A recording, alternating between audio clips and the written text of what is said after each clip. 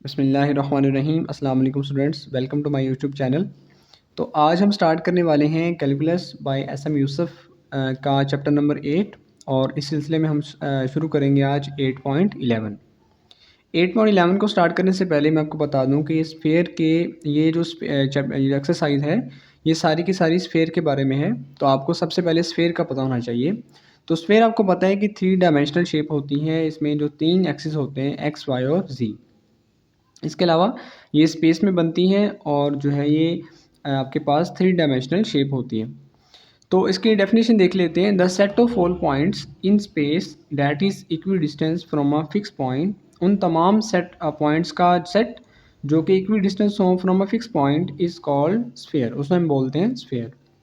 The constant distance is called radius. वो जो constant distance होता है उनके दरमियान में, फिक्स पॉइंट्स और तमाम पॉइंट्स के दरमियान का जो फिक्स डिस्टेंस होता है उसे बोलते हैं रेडियस, और जो फिक्स पॉइंट होता है उसे बोलते हैं सेंटर ऑफ द स्फीयर। जैसे हमने सर्कल की डेफिनेशन पढ़ी थी कि यहाँ पे अगर प्लेन आ जाता स्पेस की जगह पे तो यही डेफिनेशन जो है वो सर्कल की बन जानी थी, लेकिन यहाँ पे स्पेस है इसलिए यहाँ पे रेडियस जो है वो स्फेयर का कहलाएगा और सेंटर ऑफ द जो सेंटर है वो भी किसका कहलाएगा, स्फेयर का। अब इसकी दो फॉर्म्स होती हैं, एक होती है इसकी स्टैंडर्ड फॉर्म और एक होती है जनरल फॉर्म। ये दोनों ही जो है क्वेश्चंस के अंदर इस्तेमाल होंगी, तो इनको आपने ध्यान से देख लेना और याद कर लेना है। जो इसकी स्टैंडर्ड फॉर्म है वो होती है एक्स माइनस ए का square plus y minus b का square plus z minus c का square equal to a square. यहाँ पे जो ए बी और सी हैं ये कॉन्स्टेंट्स हैं, यानी कि ए हैं बेसिकली जो हमारे पास हुआ करेंगे सेंटर हुआ करेंगे, ठीक है, ये ए बी सी उसको रिप्रेजेंट करेंगे। और जो ए हुआ करेगा यहाँ पे हम लिखा करेंगे इसका रेडियस, ठीक है, ए की जगह रेडियस आएगा और ए बी सी जो है ये क्या है, सेंटर ऑफ द स्फीयर है। जनरल फॉर्म क्या है, x square plus y square plus z square plus u x इन प्लस में वी इंटू वाई प्लस डब्ल्यू into z plus d equal to zero. ये आपके पास है इसकी general form of the sphere. अब जब भी हमें कहेगा वो इक्वेशन ऑफ द स्फीयर निकालें, तो अगर इससे निकालनी है आपने तो इसको इसमें आपको दो चीज़ें पता होनी चाहिए, ठीक है। अगर आप जो है वो स्टैंडर्ड फॉर्म से निकाल रहे हैं तो आपको दो चीज़ें इसमें लाजमी पता होनी चाहिए अगर वो आप निकालना चाहते हैं इक्वेशन ऑफ द स्फीयर। आपने दो चीज़ें हमेशा याद रखनी है, एक सेंटर ऑफ द स्फीयर आपको पता होना चाहिए, सेंटर का पता हो, और दूसरी चीज़ रेडियस का पता होना चाहिए। यानी कि अगर आप इक्वेशन ऑफ स्फीयर निकालना चाहते हैं तो सेंटर और रेडियस ये दोनों चीज़ें होना आपके पास ज़रूरी हैं। तो इन दोनों पे हमारा फोकस हुआ करेगा पूरी एक्सरसाइज में। ये दो फार्मूले हम इस्तेमाल किया करेंगे बस, और सेंटर और रेडियस। अगर हम स्टैंडर्ड फॉर्म इस्तेमाल किया करेंगे तो फिर हम ए बी सी और ए की वैल्यू निकाला करेंगे, यानी कि जो है वो हमारे पास रेडियस और सेंटर निकाला करेंगे। तो इसमें पुट किया करेंगे तो हमारे पास जो है वो इक्वेशन ऑफ द स्फीयर बन जाया करेगी। और अगर इसकी बात करें तो इसमें हम जो ये अननोन है, यानी कि जैसे यू है, वी है, डब्ल्यू है और डी है, इनकी वैल्यूज़ फाइंड किया करेंगे। इनकी वैल्यूज़ फाइंड करके यहाँ पे पुट किया करेंगे तो ये जो इक्वेशन है बेसिकली ये हमारे पास जनरल जो है वो इक्वेशन ऑफ द स्फीयर बन जाया करेगी। तो ये दो फार्मूले आपने जहन में रखने हैं, और टेक्निक मैंने आपको बताई है कि आपने जो क्वेश्चन जो भी आए आपने सेंटर और रेडियस पे फोकस करना है कि आपके पास सेंटर है या रेडियस आपके पास गिवन है या आपने निकालना है, और फिर क्वेश्चन के अंदर उसको इस्तेमाल करना है। चलिए आप देखते हैं क्वेश्चन नंबर 1। क्वेश्चन नंबर 1 है हमारे पास शो डैट, ये क्वेश्चन नंबर 1 है 8.11 का। Show that rho is equal to c is an equation of sphere of radius c and centre at 0 0 0। ये आपके पास है question number 1। Show that rho into equal to c, ये आपने साबित करना है, शो करना है ये जो इक्वेशन दी गई है आपको is an equation of the sphere, ये स्फीयर की इक्वेशन है, ऑफ रेडियस सी, इसका जिसका रेडियस सी है, एंड सेंटर एट 0 0 0। अब देखें हमें रेडियस भी दिया गया है और सेंटर भी दिया गया है, आपने प्रूव करना है क्या ये वाली इक्वेशन जो है ये इक्वेशन ऑफ स्फीयर है या नहीं है। तो मैं आपको बता दूं कि जो स्फीयर ये जो रो होता है ना, रो ये बेसिकली बराबर होता है x square plus y square plus z square का कंप्लीट का ले लेते हैं हम स्क्वेयर रूट, ये इसके बराबर होता है, ये आपने याद कर लेना। जैसे कि हमें गिवन है ये रो जो है ये किसके बराबर हमें गिवन है, ये तो सी के बराबर गिवन है, तो हमने रो की जगह क्या लगा दिया, सी लगा दिया। अब ये x square plus y square plus z square वैसे का वैसे ही। अब दोनों तरफ हम कर लेंगे स्केयरिंग कर लेंगे, दोनों तरफ स्केयरिंग करेंगे तो इधर स्केयर करेंगे तो ये बन जाएगा सी स्क्वेयर, और इधर स्केयरिंग करेंगे तो ये सारे का सारा स्केयर रूट स्केयर से कैंसिल हो जाएगा, और जस्ट आपके पास क्या बचेगा, x square plus y square plus में जी स्क्वेयर।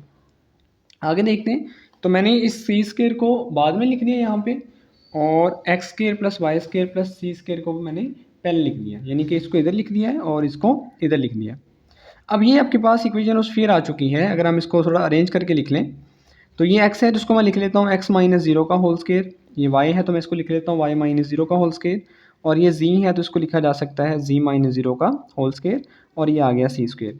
तो ये बेसिकली देखिए हमने जो पीछे दो फॉर्म्स पढ़ी थी इक्वेशन ऑफ स्फीयर की, ये किस फॉर्म से मिल रहा है, ये स्टैंडर्ड फॉर्म ऑफ द जो स्फीयर हमने पढ़ी थी उसके साथ ये मिल रहा है। तो ये बेसिकली आपके पास है required standard form of the sphere, ये हमने फाइंड आउट करनी थी, प्रूव करना था ये।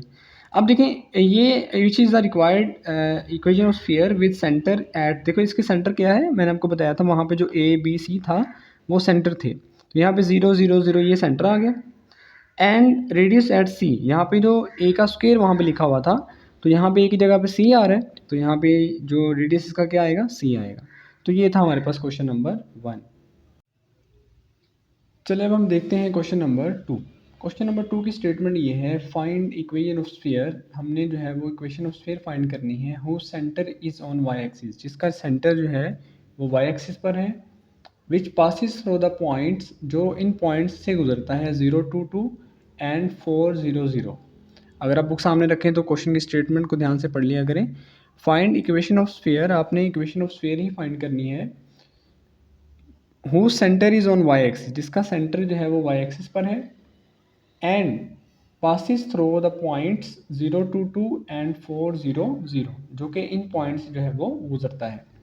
तो देखिए मैंने आपके सामने एक फिगर बनाई है, एक जो है वो 3 डायमेंशनल फिगर है, इसमें 3 एक्सिस हैं। इसको फ़र्ज़ कर लें ये एक्स एक्सिस है, ये फ़र्ज़ किया मेरे पास एक्स एक्सिस है, ये वाई है, और ये आपके पास जी एक्सिस है। हमने लेट कर लिया। तो देखिए यहाँ पे एक्स एक्सिस तो हमें ये देखें उसने कहा था सेंटर कहाँ पे है, वाई एक्सिस पे, तो ये वाई एक्सिस है, तो इस पर मैंने जो है वो आपको पता है कि एक्स के कोऑर्डिनेट कैसे रिप्रेजेंट किए जाते हैं, एक्स के कोऑर्डिनेट रिप्रेजेंट किए जाते हैं a00 की फॉर्म में, इस तरह रिप्रेजेंट किए जाते हैं। जो वाई के होते हैं वो होते हैं 0 b0 की फॉर्म में रिप्रेजेंट किए जाते हैं, और z के आपको पता है 0 0 और इंटू सी की फॉर्म में आपने जो है वो रिप्रेजेंट करने होते हैं। तो देखिए मैंने ये जो सेंटर था उसने कहा था वाई एक्सिस पर है, तो ये वाई एक्सिस पर मैंने एक सेंटर ले लिया 0 b0, ठीक है। और ये जो 2 पॉइंट्स दिए थे इसको मैंने ए बोल दिया, ए पॉइंट a इंटू 0 2 2, और इसको मैंने बोल दिया बी पॉइंट 4 0 0। एक को मैंने ले लिया इधर और एक को मैंने ले लिया इधर, यानी कि एक को जी एक्सिस पे और एक को मैंने वाई एक्सिस पे ले लिया, और एक्स एक्सिस की हमें जो है वो ज़रूरत ही नहीं है, तो इन 2 पॉइंट्स को मैंने ले लिया। आप इस पॉइंट को यहाँ पे भी ले सकते हैं, कोई मसला नहीं है। मैंने यहाँ पे ले लिया है, एक पॉइंट को ए बोल दिया, दूसरे पॉइंट को बी बोल दिया। अब चूंकि हम एक स्फीयर की बात कर रहे हैं, तो मैंने आपको बताया था कि इसमें जैसे सर्कल में होता है कि सेंटर से जो बाहर तक का फासला होता है, डिस्टेंस होता है, वो बराबर होता है। इसका मतलब ये होगा कि बी सी का डिस्टेंस और सी ए का डिस्टेंस क्या होगा, आपस में इक्वल होगा। तो फ्रॉम फिगर ये देखें सी ए का डिस्टेंस और ये सी बी का डिस्टेंस, ये को दोनों क्या होने चाहिए, बराबर होने चाहिए, और इसको मैंने बोल दी इक्वेशन नंबर 1। अब इसमें हमने करना क्या है, दोनों के डिस्टेंसेस फाइंड करने हैं, सी ए का और सी बी का। जब दोनों डिस्टेंस आ जाएंगे, दोनों को बराबर रखेंगे, तो हमारे पास जो है वो ये जो अननोन है बी, इसकी वैल्यू निकल आएगी। तो पहले मैंने सी ए का डिस्टेंस फाइंड किया। सी ए का डिस्टेंस का आपको फॉर्मूला पता है, x2 माइनस x1 का स्क्वायर, पहले आप कर चुके हैं 9th 10th के अंदर, या बड़ी क्लासेस के अंदर भी आप कर चुके हैं।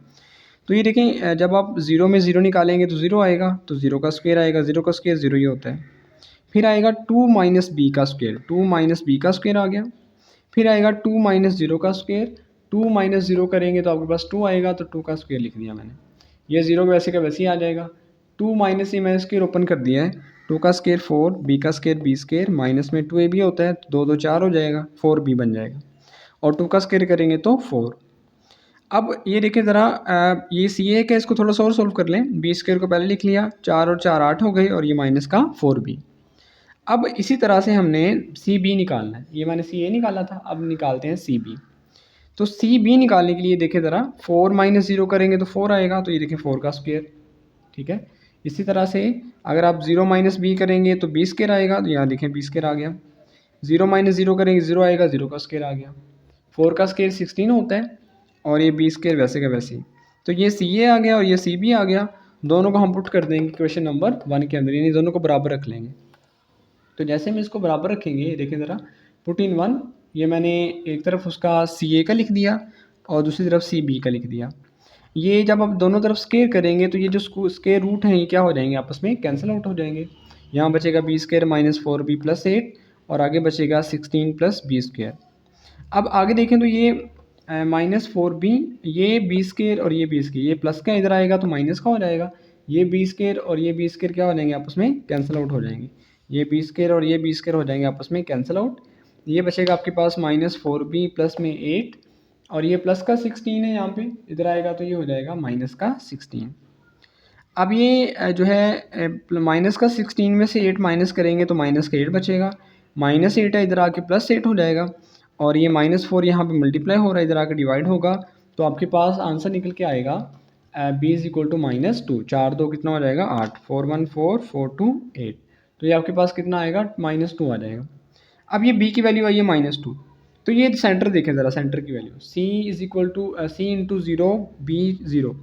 तो इसमें मैंने क्या किया है, इसमें b की वैल्यू पुट कर दी है। देखिए सेंटर हमारे पास निकल के आ गया, जो उसने कहा था y एक्सिस पर लाई करता है, तो y एक्सिस पर हमने बनाया, उसके बाद हमने डिस्टेंस लिए 2, उसके बाद बराबर रखा, तो b की वैल्यू हमारे पास निकल के आ गई, जो कि आई है 0 -2 0। ठीक है, ये हमने इसके अंदर पुट की है b की वैल्यू, b की जगह -2 लगा दिया, तो सेंटर हमारे पास निकल के आ गया।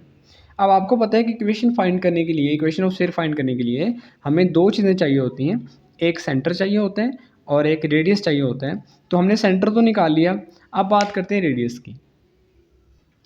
अच्छा, हम रेडियस की बात करें तो ये देखें, यहाँ पे रेडियस आपको पता है कि इसका यहाँ से लेकर यहाँ तक जो डिस्टेंस है ये रेडियस है। तो आप चाहे सी का बी से डिस्टेंस ले लें या सी का ए से ले लें, दोनों में से कोई एक ले लें तो आपके पास क्या आ जाएगा, रेडियस आ जाएगा। तो मैंने क्या किया, सी का ए से डिस्टेंस ले लिया, ये देखें ज़रा सी ए का डिस्टेंस, तो ये बनेगा, देखें ज़रा सी ए का लिया है, 0 - 0 का स्केयर करेंगे 0 आएगा। इसके बाद 2 - b का स्केयर करेंगे तो 2 - b का स्केयर आ जाएगा। फार्मूला आपको पता है डिस्टेंस निकालने का, 2 - 0 का स्केयर करेंगे तो 2 का स्केयर आएगा। अब ये 0 ख़त्म, तो b की वैल्यू हमने अभी फाइंड की है -2। ठीक है, b की वैल्यू फाइंड की थी -2, इसकी जगह जब -2 पुट करेंगे तो माइनस माइनस प्लस हो जाएगा, तो 2 और 2 प्लस में आ जाएगा। ठीक है, 2 प्लस में आ जाएगा, ये स्केयर प्लस में 2 का स्केयर होता है 4, ये 2 और 2 4 हो जाएंगे और 4 का स्केयर करेंगे तो 16 और ये प्लस का 4, और इसका जब स्केयर रूट जमा करेंगे, स्केयर रूट लेंगे तो आपके पास 20 आ जाएगा। और ये बेसिकली आपके पास क्या आ गया है, रेडियस ऑफ द स्फीयर आ गया है। अब हमें पता है रेडियस भी आ चुका है और सेंटर हम निकाल चुके हैं। रेडियस ये आया, ये देखें 20, और ये देखें सेंटर हम ये निकाल चुके हैं, इधर ये वाला सेंटर 0 - 2 0। अब इसको हमने simply equation of the sphere के अंदर जस्ट वैल्यूज़ पुट करनी है। ये मैंने स्टैंडर्ड फॉर्म लिख दी है आपके सामने, x - a का स्क्वायर प्लस y - b का स्क्वायर प्लस z - c का स्क्वायर प्लस a स्क्वायर।